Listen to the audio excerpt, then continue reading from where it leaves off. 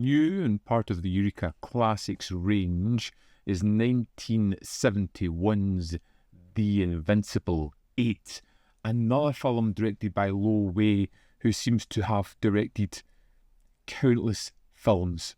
Now, this is a director that I sometimes like, sometimes don't, sometimes find his films rather middling.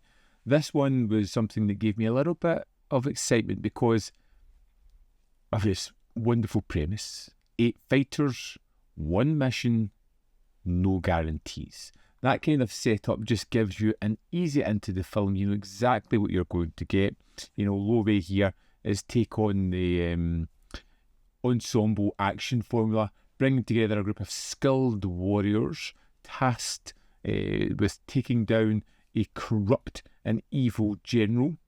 And throughout the film, they will band together, they will learn each other's strengths, they will work on a foundation of how to beat the whip-carrying bad guys and somehow win out the day.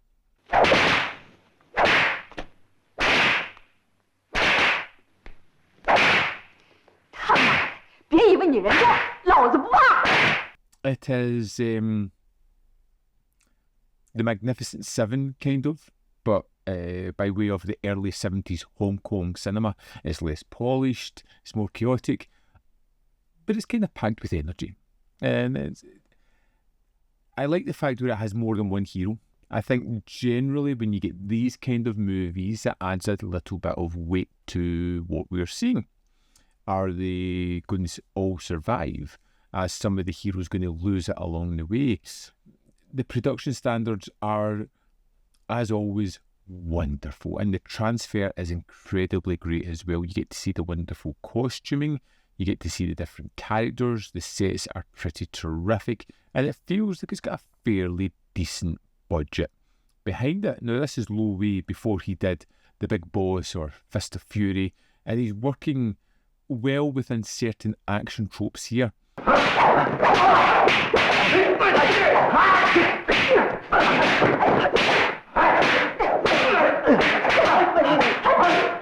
But there is one large issue that I have with The Invincible Eight. It takes a little bit too long to get to what we know is coming. We are building up the characters. We're learning who each of the 8 heroes are going to be, why they detest this general and feel that they need to take him down, why they are coming together, and them just trying to achieve that at the end. But I'd say 85% of the movie is just about getting these people together, and we get that wonderful finale, which is jaw-dropping, which is fantastic, but it just takes a while to get there. When it comes to the fight sequences, they feel more performative rather than dangerous. There is some kind of theatricality to the way these are portrayed. It feels like people doing a dance, a ballet of violence. They never seem to land serious blows. It's all about avoidance. Even the whips are kind of rhythmically being cracked.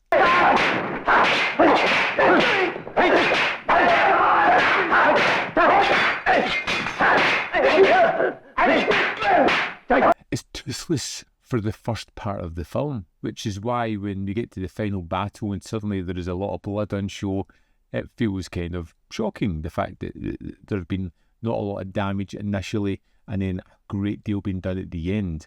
Now, I wanted that end fight to deliver the goods, and it does, but it's the process of getting there. When you look at individually the 8 characters, nobody really stands out as the hero, the main person bringing them together.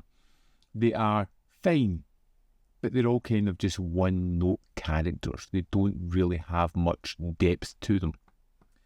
That being said, this is a kind of fun film. It's a quick and easy run time.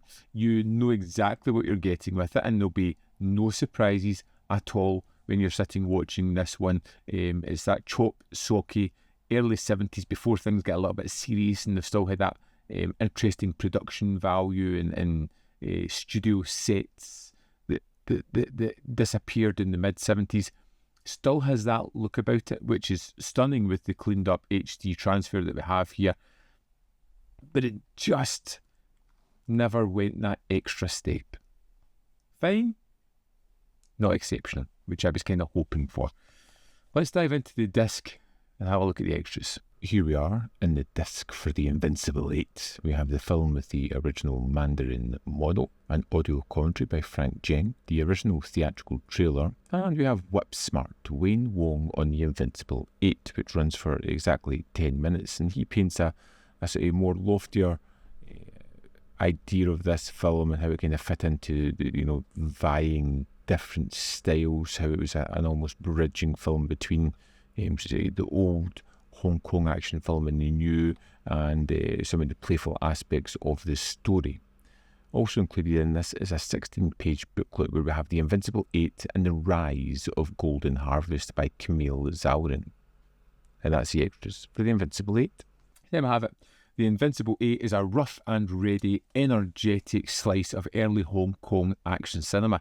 It may not have the kind of energy of the later cinema. It's got a little bit of momentum, it's got a little bit of charm, it's got that nice familiar feeling about it, like a warm, comforting blanket, but it doesn't do anything out of the extraordinary, which is a bit of a shame, because I was kind of hoping for something special with this one, but it just never quite gets there.